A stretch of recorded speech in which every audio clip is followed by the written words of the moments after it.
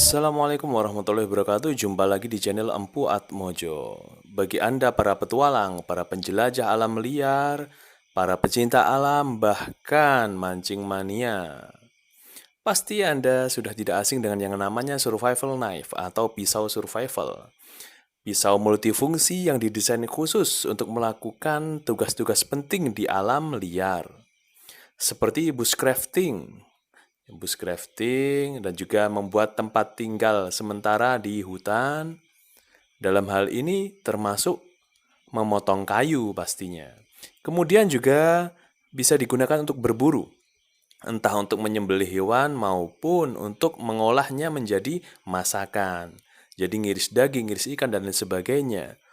Hingga yang tak kalah pentingnya fungsi dari survival knife ini yaitu untuk membela diri. Jadi untuk membela diri dari serangan binatang buas maupun dari serangan orang jahat.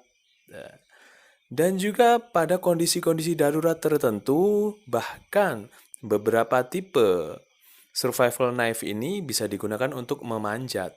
Atau ketika seorang penjelajah ini terperosok, dia bisa menancapkannya ke tebing atau tanah untuk membantunya berpegangan seperti itu.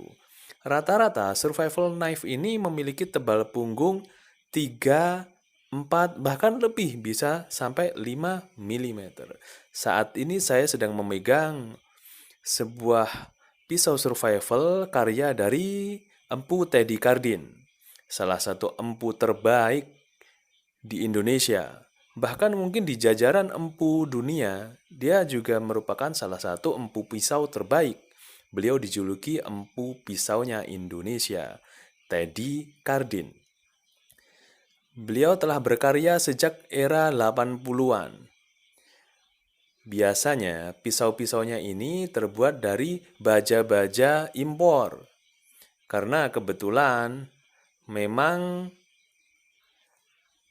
spesifikasi yang dibutuhkan untuk pisau-pisau dengan kelas yang beliau buat itu bajanya masih impor. Misalkan dari Austria, yaitu Bohler K110. Beliau seringkali impor. Kemudian dari Jepang, produknya Hitachi. Dan juga ada baja terbaik di dunia, jenis ATS 34. Kemudian ada D2, ada LMAX yang terbaru saat ini. Jadi bisa dibilang cukup lengkap karya-karya beliau ini dari baja-baja pilihan terbaik di dunia. Nah, kebetulan yang saya pegang ini bilahnya terbuat dari baja D2. Ini dengan bilah yang di-etching. Jadi etching itu proses membuat pola gambar yang nantinya muncul efek relief. Ya. Kali ini saya mau coba di pepaya. Kenapa di pepaya? Karena walaupun pepaya ini empuk, ketika dia mateng plus layu, jadi kulitnya ini memiliki hambatan tertentu pada pisau yang kurang tajam. Jadi jika pisaunya kurang tajam, mengupas pepaya ini menjadi sedikit agak susah. Ya. Ini kita tes. Jika mulus, artinya pisau ini memang benar-benar tajam dan bisa melakukan fungsinya dengan baik. Jadi, walaupun nantinya kita akan praktek jurus-jurus berkelahi menggunakan pisau pakai pisau ini, saat ini saya juga mencontohkan jika pisau ini juga bisa dipakai untuk ngupas buah seperti itu. Enak, tidak hanya bisa tapi enak. Karena ada juga pisau yang benar-benar tidak nyaman, dipakai ngupas itu tidak nyaman. Jadi bisanya hanya untuk nebang pohon dan lain sebagainya. Sehingga pisau ciptaan T. Cardin ini memang terbukti fungsional. Seperti itu. Nah, sekarang sudah saatnya saya akan memberikan materi tentang bela diri menggunakan pisau. Self-defense combative knives. Di sini saya akan memberikan sebuah kombinasi yang berisi 5 gerakan. Kali ini kita menggunakan reverse grip. Reverse grip ini pegangan terbalik. Pegangan terbalik, jadi bilahnya ada di belakang. Dari genggaman kita, bilahnya ada di belakang itu dinamakan reverse. Kalau yang biasanya seperti part 1 itu namanya normal grip. Kalau ini reverse grip. Gerakan pertama, sayatan. Sayatan datar ke arah dalam. Sasarannya leher dan disusul dengan tusukan. Tusukan ke arah kepala atau dada. Jadi gerakan pertama, irisan datar, kemudian tusukan lurus. Yang ketiga, irisan keluar. Yang ketiga, irisan keluar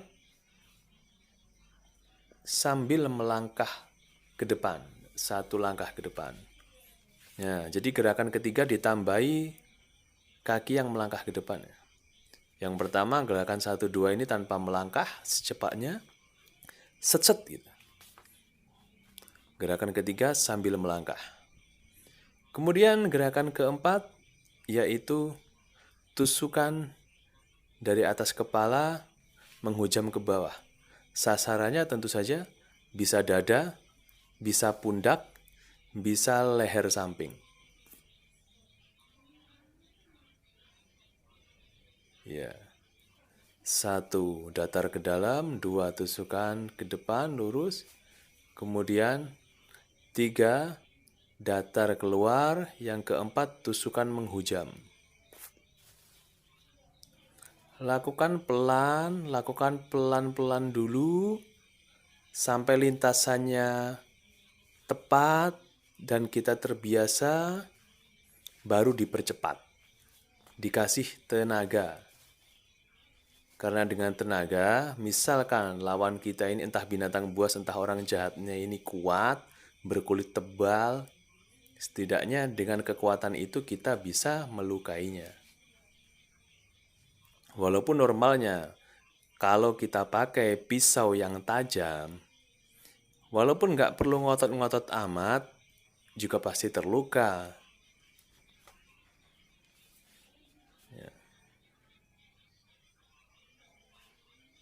Tuh, waga, pat. Ya.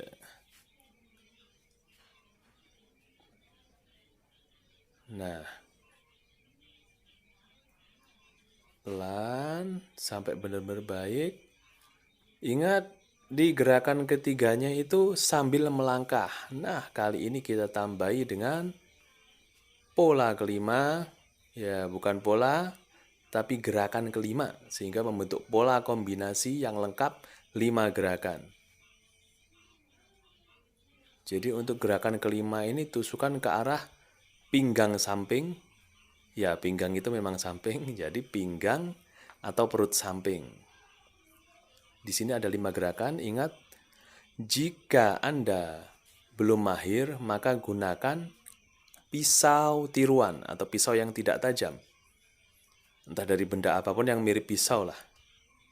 Baru, jika Anda sudah bisa dibilang sudah terbiasa dengan latihan-latihan ini, silahkan pakai pisau asli untuk mendapatkan sensasi yang sebenarnya. Ya, ini sedikit materi tentang bagaimana memindahkan dari reverse grip ke normal grip atau sebaliknya normal grip ke reverse grip, yaitu kita hanya perlu memindahkan telunjuk kita dari misalkan posisi yang dekat dengan 3 jari lainnya, kita pindah ke posisi yang dekat dengan nempel dengan jempol. Lakukan pelan, nanti kalau terbiasa enak. Nah, kita ingat lagi di part 1 itu ada 10 gerakan dasar. 10 gerakan dasar ini senam dasar, yaitu gerakan 10 macam serangan yang bisa dilakukan dengan normal grip. Ya, diingat-ingat, dibiasakan. 1-10-nya itu efektif untuk pertarungan jarak dekat menggunakan pisau.